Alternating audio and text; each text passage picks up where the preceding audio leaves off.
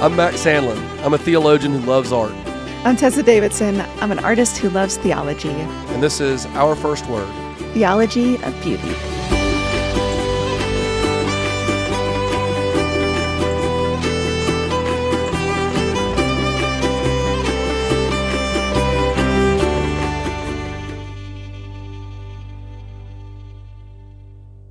To one who said that myths were lies and therefore worthless, even though breathed through silver.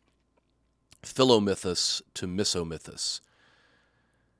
You look at trees and label them just so, for trees are trees, and growing is to grow. You walk the earth and tread with solemn pace one of the many minor globes of space. A star's a star, some matter in a ball, compelled to courses mathematical amid the regimented cold inane, where destined atoms are each moment slain. At bidding of a will to which we bend and must, but only dimly apprehend, great processes march on as time unrolls, from dark beginnings to uncertain goals. And as on page or written without clue, with script and limning packed of various hue, an endless multitude of forms appear, some grim, some frail, some beautiful, some queer, each alien except as kin from one, remote origio, gnat, man, stone, and sun. God made the petrous rocks, the arboreal trees, tellurian earth and stellar stars, and these, homuncular men who walk upon the ground with nerves that tingle touched by light and sound. The movements of the sea, the wind and boughs, green grass, the large, slow oddity of cows, thunder and lightning, birds that wheel and cry, slime crawling up from mud to live and die. These each are duly registered and print the brain's contortions with a separate dent. Yet, trees are not trees until so named and seen, and never were so named till those had been whose speech involuted breath unfurled, faint echo and dim picture of the world.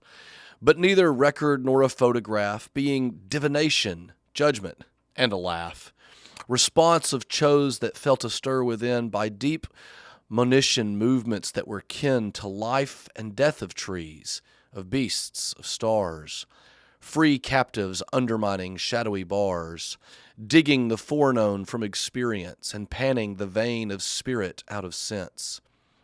Great powers they slowly brought out of themselves, and looking backward they beheld the elves that wrought on cunning forges in the mind, and light and dark on secret looms entwined. He sees no stars who does not see them first of living silver made that sudden burst to flame, like flowers beneath an ancient song, whose very echo after music long has since pursued. There is no firmament, only a void, unless a jeweled tent, myth-woven and elf-patterned, and no earth unless the mother's womb whence all have birth.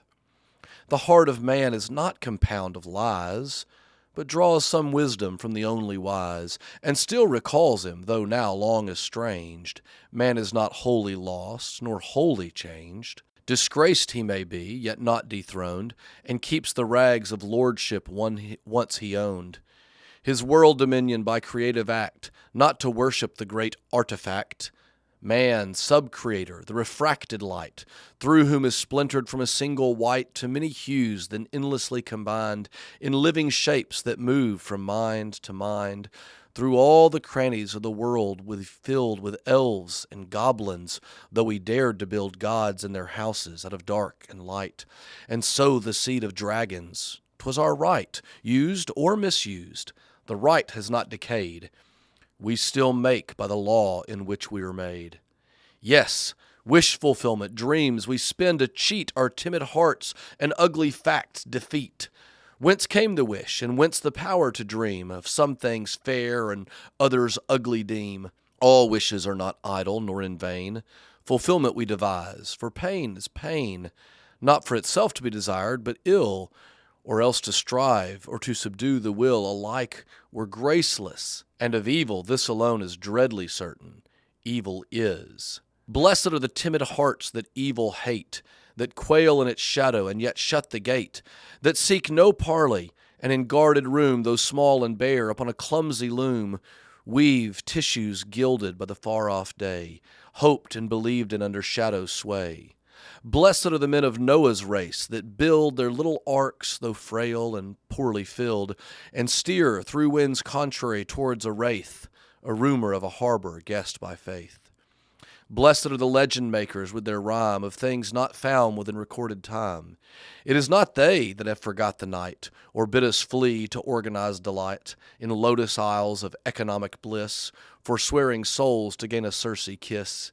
And counterfeit at that, machine-produced, bogus seduction of the twice seduced. Such isles they saw afar, and ones more fair, and those that hear them yet may yet beware.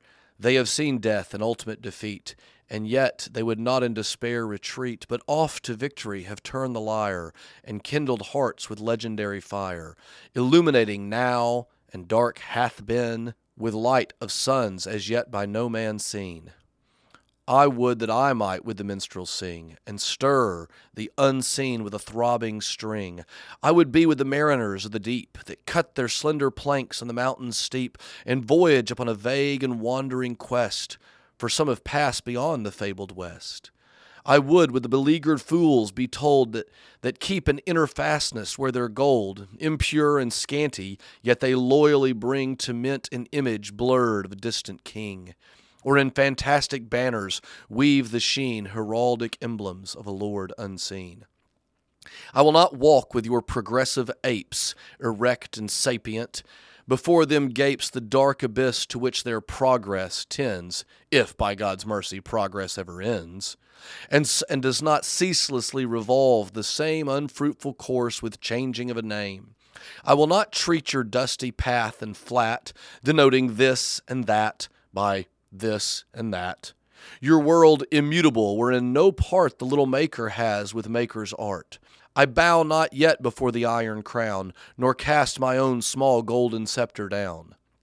In paradise, perchance the eye may stray from gazing upon everlasting day, to see the day illumined and renew from mirrored truth the likeness of the true. Then, looking on the blessed land, 'twill see that all is as it is, and yet made free.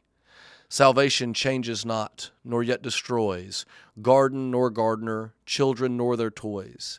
Evil it will not see, for evil lies not in God's picture, but in crooked eyes, not in the source, but in malicious choice, and not in sound, but in the tuneless voice.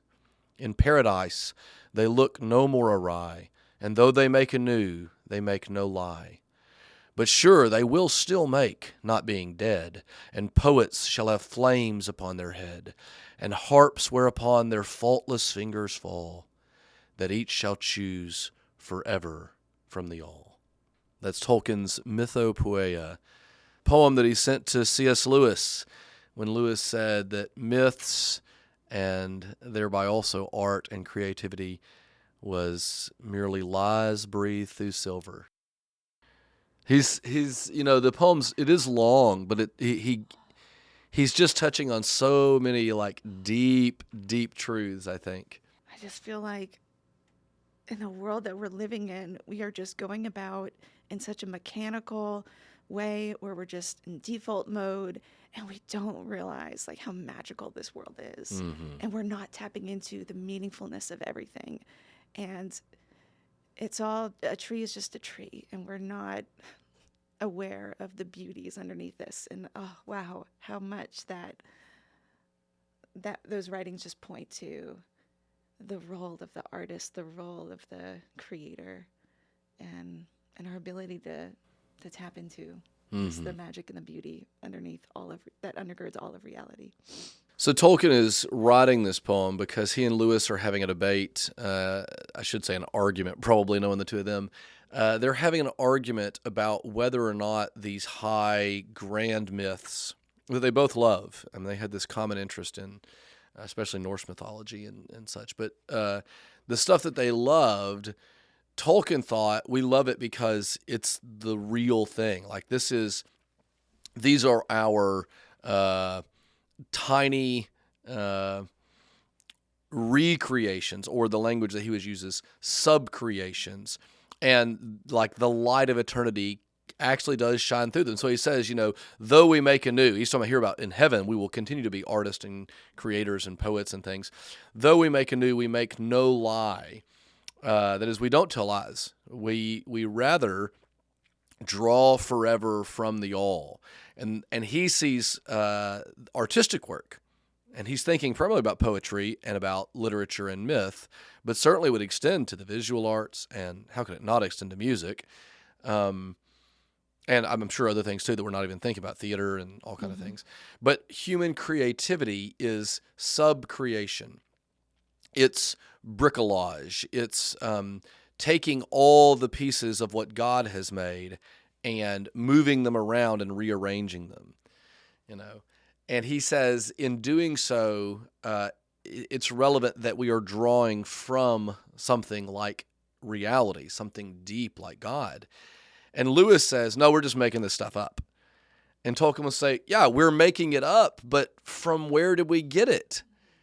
Of course, I'm a big Tolkien nerd. I love him. And one of my friends, that's the same way. He says all the time, we'll read some passage from Lord of the Rings or Silmarillion or whatever, and he'll say, how did he come up with that? And we just say that all the time. How did he come up with that?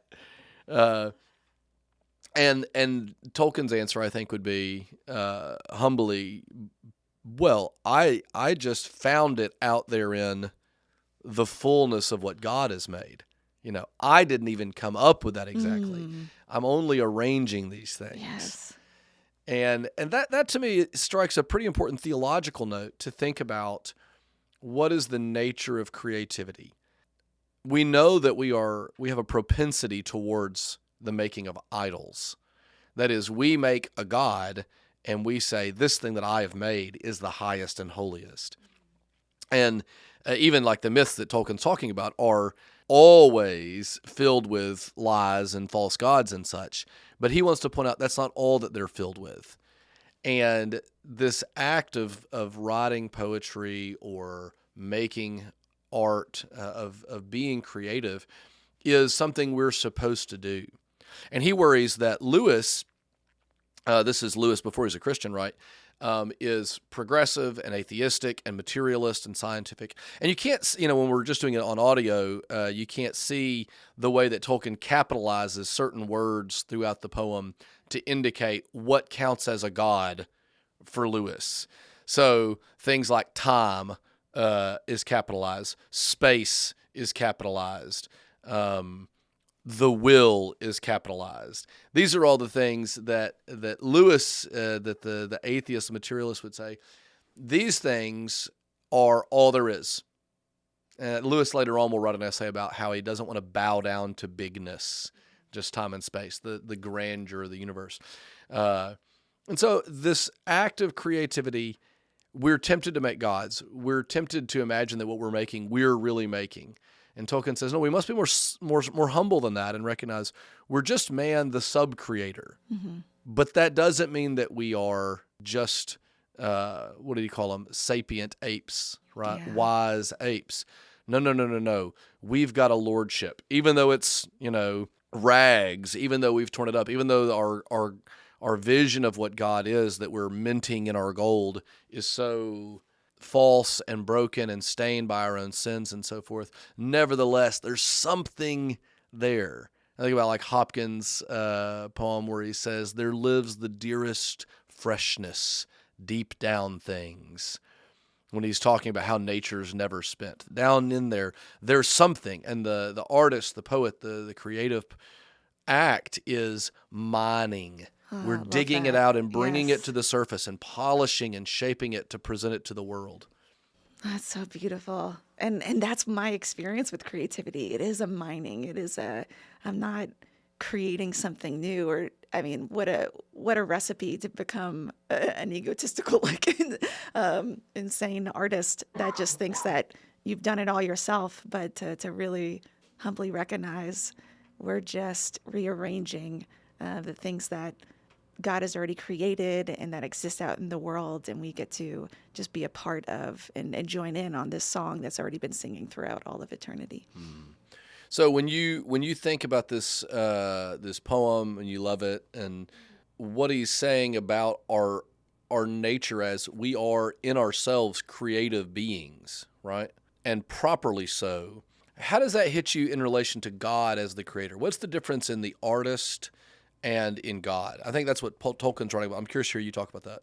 Well, I mean, I guess going back to what we were just describing, how the artist is not creating anything out of something out of nothing. We are rearranging things that already exist, and so we're not creating ex nihilo. We are. It's almost like we're the great remixers, or like that's our role, is like a well, I like that remixers, like we're in the music studio and we're doing the remix on this. It's fun.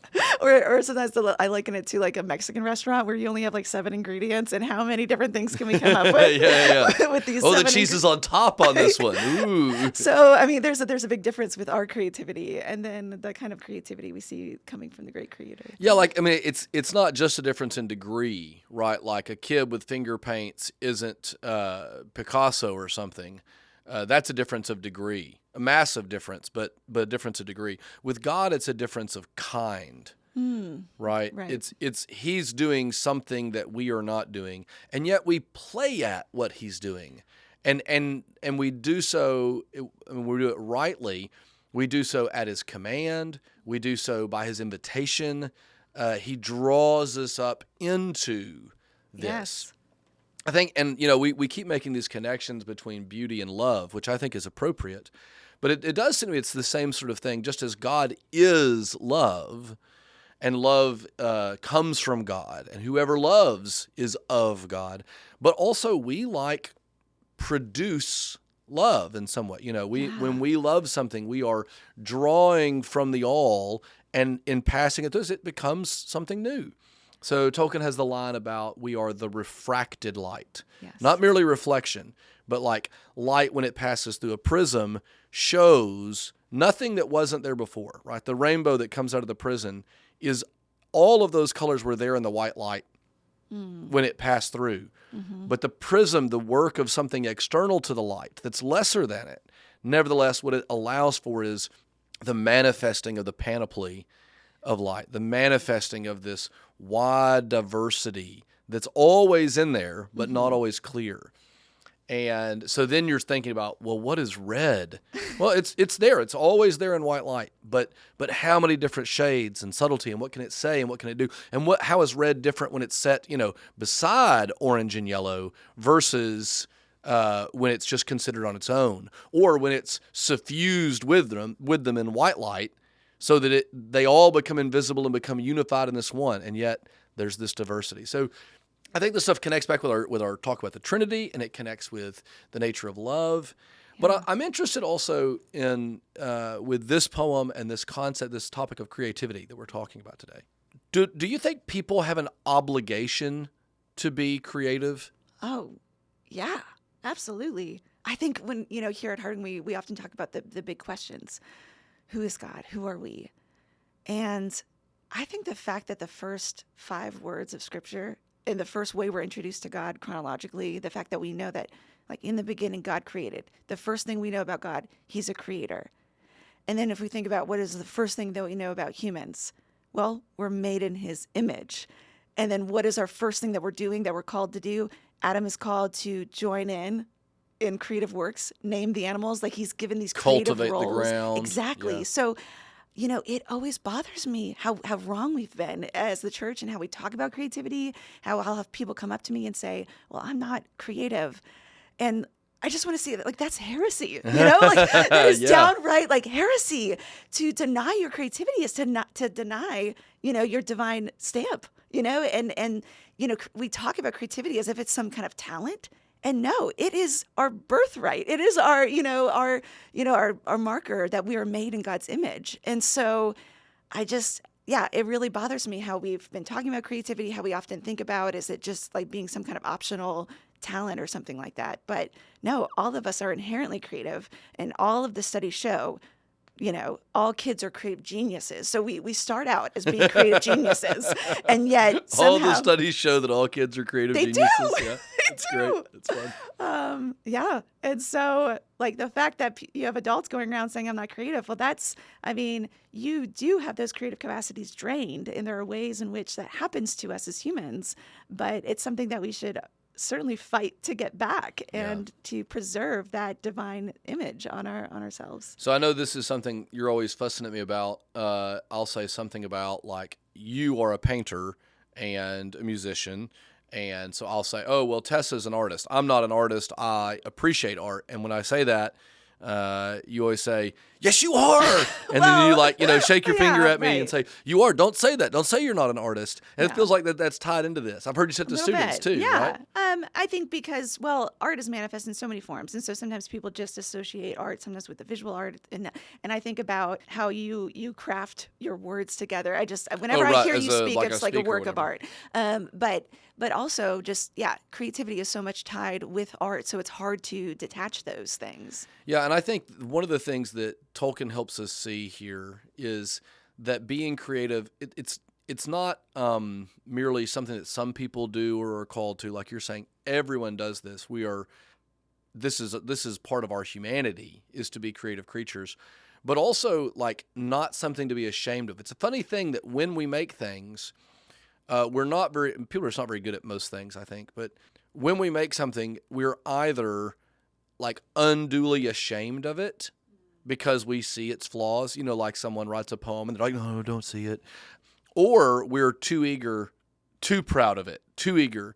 So I like poetry. So you think about people who write poetry often, like, don't want anyone to see it. Yeah. Or they're like the first ghost in Lewis's The Great Divorce, who sits down, he's in hell, and the first person he really encounters in hell asks him to read some poetry that he's written, right? Too eager to show off his creative work. Yeah. And I think that those instincts are tied up in, we're all creative, we're given creativity by God, but also creativity, like everything in us, is tied up in our brokenness too. Yeah. Right? Right. Yeah. And I think just as if it was no longer safe for Adam and Eve to, they had to cover up, and because of sin was in the world, I think there also is that tendency to guard ourselves. Within the creative process, there's an incubation period sometimes where it's not always safe for you just to, share all of your ideas because you're still sorting that out. But I do think that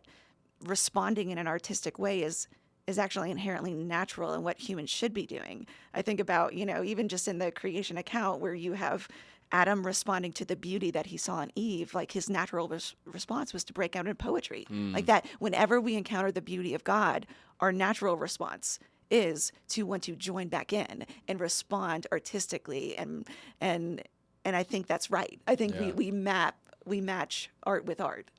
David Bentley Hart has a great line in Beauty of the Infinite where he's talking about God and God's beauty and its nature to infinite. And he says something about, like, well, you'll have to forgive me for rhapsody here, but it is the nature of responding to. When you see God, rhapsody is the proper response. Yes. And, like, to say, don't quench that.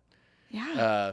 And that doesn't mean, I think that doesn't mean, like, there are people who are more naturally given to artistic expression and others to more rational expression. The mathematician and the musician are doing different things. But it's always interesting to me how often those two overlap. Yeah. Right. How much creativity is in mathematics and all of these different fields. And so opening our eyes to see all the different things that express our creativity, whether it's setting a table or picking out what you're going to wear on a Tuesday, or writing a note to someone, all these different things. The way people walk is an expression of artistry. We cultivate a way of moving about in the world or use our hands or whatever. All of that stuff seems right. I want to go back to that concept of we're mining reality for the things that we then reassemble to be creative.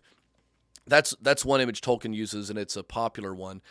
But another one that was really dominant in the Greeks and other cultures too is you're sitting around, you're waiting to, quote unquote, be creative. Yeah. And nothing's coming, right? You've got writer's block, or you look at a blank canvas, there's nothing there. You'd like to write a note to someone, but you can't. You get up in the morning and go, I don't know what I want to wear today. We all experience this, like there's a block. And then most of us have also experienced the phenomenon of inspiration. Just there it is. It hits. Yeah. And so they would talk about the muse comes, Yeah. right? These muses or these goddesses who would come and they would sing in your ear, and that's where the music came from. Or the artist looks at the canvas. Michelangelo says this right about statues, right? He's freeing them. That was already there. I'm just freeing it from the rock. I'm not even doing anything. It was already there. It feels like creativity comes from outside of us. Yeah. So that sounds different than, that metaphor is different than like digging up something and getting hold of it, just sitting and then boom, there it is. Talk about inspiration a little bit. Yeah. This is so trippy. I mean, thinking about historically how traditional cultures, and even just when you look back in the span of history, this idea of the artist being the creator and making it out of himself, that is so modern. Throughout all of history, they have seen inspiration coming from outside of oneself. And even the word inspiration, in spirit, like you've been kind of taken by these spirits that you've been accessing. And so seeing the artist as more of a conduit has typically how we've viewed the creative process historically. Conduit as opposed to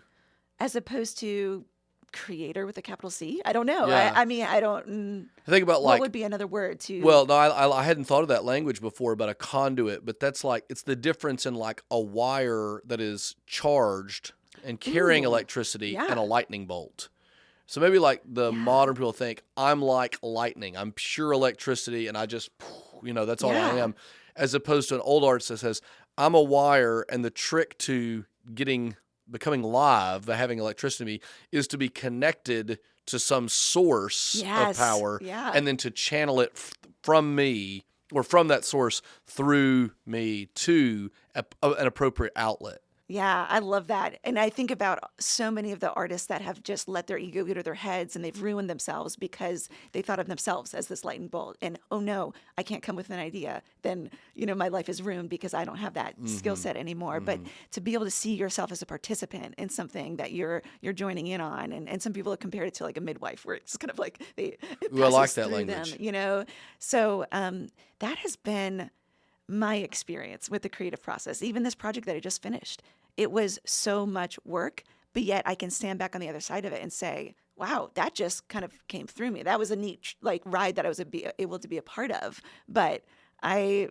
was not the one, leading things, directing things, even though it felt like I was. And so it's so strange to hold both of those things where you have to show up, you have to do the work, but yet you also recognize that it's coming from something completely outside of yourself. I think, it was Carl Jung that said the poet likes to fancy themselves as being like swimming, when really he's just being carried along with the tides. And I feel like that's sometimes how the creative process is. We're carried along by things outside of ourselves. You think about like people talk about flow. Yeah. You hear this in, like self-help books and business jargon love to talk about flow right now as like efficiency at work and things. And that's true. But it's more like when a musician's just going. When they shut their eyes and they're just lost in the music. Or I've told people before, when I know if I'm like preaching or speaking or something like that, if I'm giving a talk, when I know it's going well is when it doesn't feel like I'm speaking. I feel like I'm just someone listening to whatever's being said. I feel like I'm the audience. I'm listening.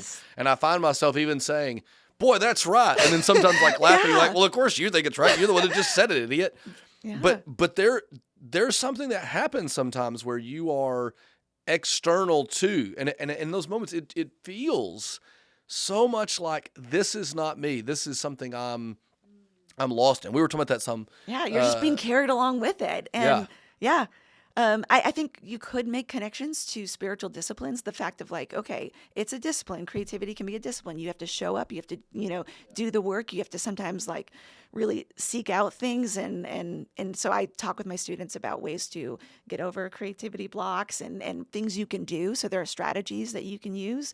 But at the same time, when it comes to spiritual disciplines, it's not just about, showing up. You also, have to rely on the Spirit to move. Yeah. And so Think about like our wire analogy again. To make a wire really good, what we do is clean it. We get all the corrosion off of it and stuff, but that doesn't make it electrical. Yeah. That just makes it ready to I love receive that. and transmit That's good. electricity. And so I think of our spiritual disciplines as that sort of thing. What I'm doing is removing the corrosion that's, the junk that's built up around that impedes the spirit of creativity from coming to me. Or like, Paul says, don't quench the spirit. If a log is going to be thrown on the fire and it's wet, it can still burn, but the fire has a harder time getting through it. But if you dry it out, then as soon as the thing touches it, there it is. I love that connection with how we can quench the spirit, and that same idea with creativity. Monty Coxemer, he did a series of sermons on the Holy Spirit. Of course, I teach pneumatology and doctrine of the Spirit, so I think about this stuff.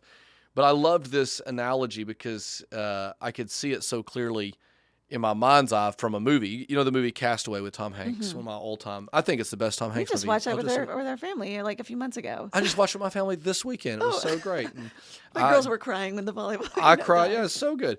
So he tries to go out on his little raft early on. Yeah. And he tries to escape the island by going out, and the raft is carried along, and the wind is really blowing, but he can't surmount these waves that come until he gets the sail. Yeah. And so, of course, the word pneuma or ruach in Hebrew in both cases means spirit, but it also means wind. So Monty would talk about, as opposed to a wire that we're cleaning off, he would say, sailboats work because they spread their sails and are ready to catch the wind, or, as Stanley Hauerwas says, to be caught by the wind. And he calls the spirit the catching force. So I think about spiritual disciplines are unfurling our sails such that when the wind blows, we're there to be swept along by it. We're eager and ready to be swept along. And it's important to say, right, that no sail, enough wind can still move that, right? Yeah. A dirty wire can still shock you because the power is great enough. Right. But our role in creativity becomes this honing of skills and honing of our own disposition to say, when it comes, I'm ready. But we never lose that I'm waiting on something else. Oh, that's so good. And that kind of reminds me how sometimes you'll have speakers that will get up and be like, well, I'm just going to rely on the spirit to lead me. And then they'll deliver a terrible message. And you're like, don't blame that on the spirit. That was just you not preparing. And but I think you're right. We need to prepare and do the work and develop those skills, while at the same time allowing ourselves to open up and let the spirit really do the real work. Yeah, a friend of mine said, how long did you spend preparing? I give this lesson every day. How long did you spend on that? And it was a thing where I had to do it very quickly. And I said, about 20 minutes, but also 20 years. Right. Right? It's not. And so when I'm teaching over in College of Bible, and I'm talking about sending students to seminary, to training for ministry, I say, anybody can prepare a lesson. What we're trying to do is prepare a preacher, right? Anybody can paint a picture. The work of art school is to prepare an artist. That's a good way to frame right? it, yeah. It seems like creativity is this about being open to receiving the Spirit of God, being open to being inspired. I like how you said that, that the Spirit gets into us. Does that translate out to our larger life? Yes, and I think we can think about it in terms of our connections with beauty and our being in tune with beauty. Just like we open ourselves up to the work of the Spirit in the creative process, we can open ourselves up to encounters with beauty. And so when I wanted to make a reference to Wolterstorff, who wrote about how people looked at beauty in the mid-20th century and would often think about having these encounters with beauty in a very contemplative space, like going to a museum and having this disinterested gaze.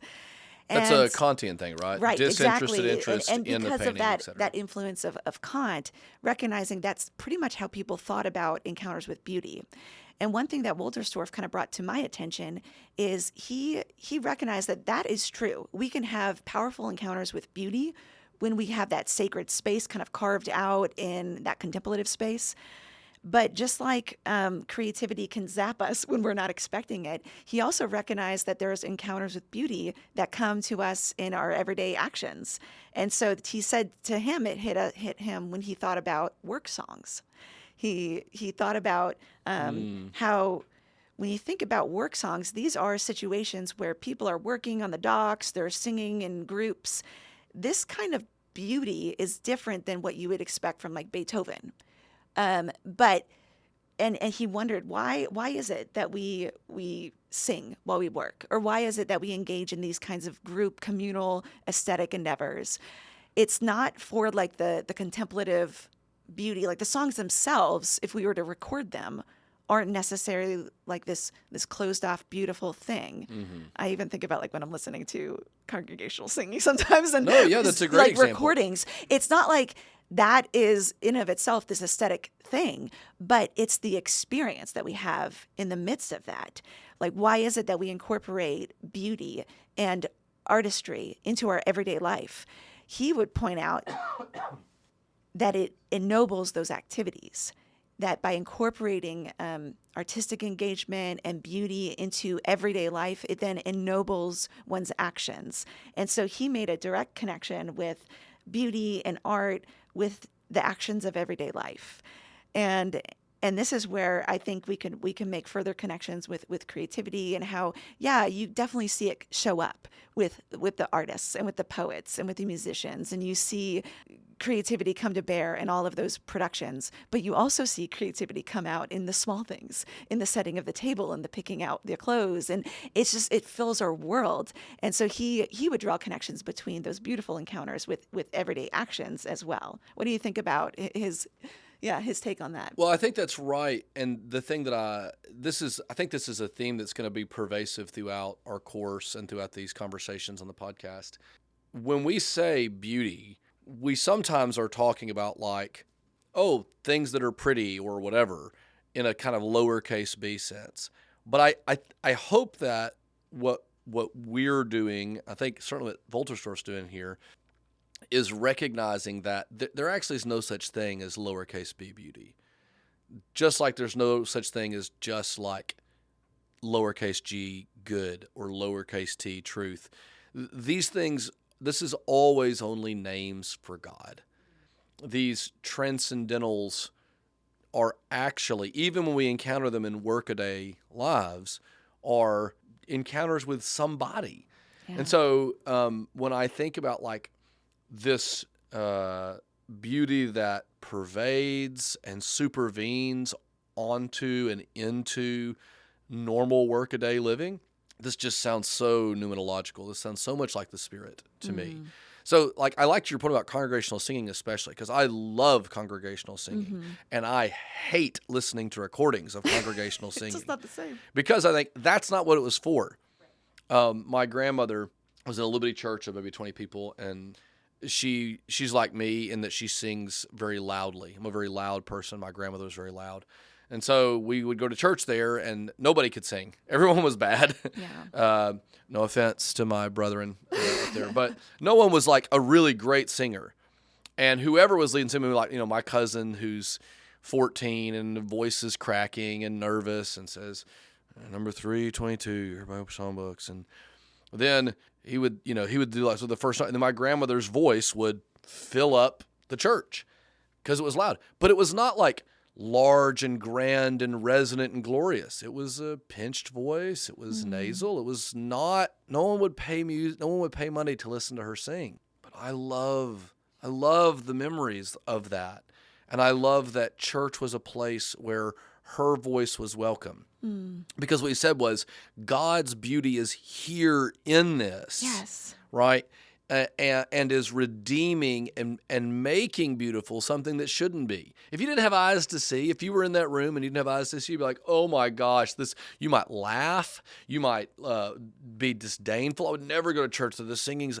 But if you had eyes to see, if you were in the room, you loved this. Yes. the beauty was so evident. And that was because, look, God is doing something in this. Mm-hmm. And I think that's true for setting the table. And I think that's true for picking out our outfit. And I think that's true for like the sort of routines of brushing our teeth or saying hello to somebody or being courteous as we walk through a crowd. In all these ways, we're arranging the world and ourselves and our words in ways that make it better. Here's our word, good. Mm-hmm. Ways that make it more lovely.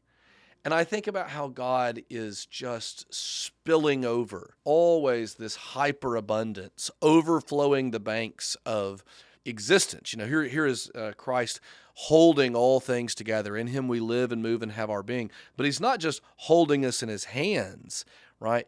His Spirit is filling us up and overflowing everything we do, such that creativity is all over the place, not limited to art. Mm-hmm. Such that our workaday lives, we are creating these masterpieces that are lives well lived. And so our ethics and our aesthetics become unified in this way.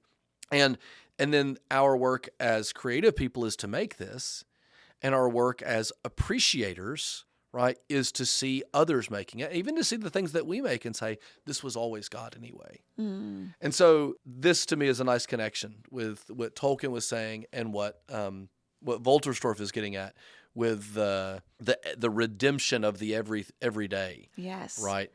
Is to say, I'm going to hang on to the little scepter that God has given me of God's image in me and the dominion over things.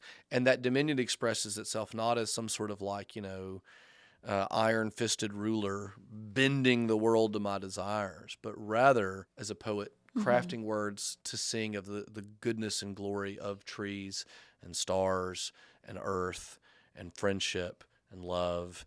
And then to occasionally take all that refracted light and pull it back into the one white light and say, this is all just God.